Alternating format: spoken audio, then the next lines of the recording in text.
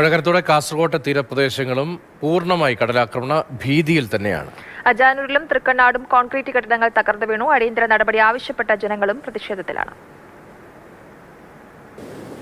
വീണ്ടും മഴ മുന്നറിയിപ്പ് വന്നതോടുകൂടി തൃക്കണ്ണാട് പ്രദേശത്തുള്ള തീരദേശവാസികളെല്ലാം തന്നെ വലിയ ഭീതിയോടുകൂടിയാണ് ഓരോ ദിവസവും കഴിഞ്ഞു പോകുന്നത്. കാരണം തൊട്ട് മുൻപേ ഉണ്ടായ ദിവസത്തിലാണ് കനത്ത മഴ പെയ്ത കടലാക്രമണം ഉണ്ടായ ദിവസത്തിലാണ് തൊട്ടടുത്തുള്ള ആരാധനാലയങ്ങളുടെ ഭാഗമൊക്കെ തന്നെ പൂർണ്ണമായും തകർന്നു പോകുന്ന ഒരവസ്ഥയുണ്ടായത്.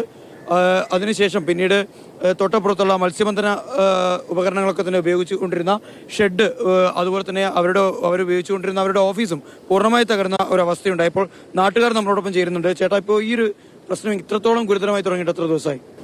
ഇതിപ്പോൾ ഏകദേശം ഒരു മാസം ആവാറായി. കടൽക്ഷോഭം ദിവസം തോറും കടൽ വളരെ അടുത്തുകൊണ്ടിരിക്കുന്നത്. ഇപ്പോൾ നാഷണൽ തീരദേശ ഹൈവേ തന്നെ പോകുന്ന ഒരു സംശയത്തിലാണ് ഇപ്പോൾ കിടക്കുന്നത്.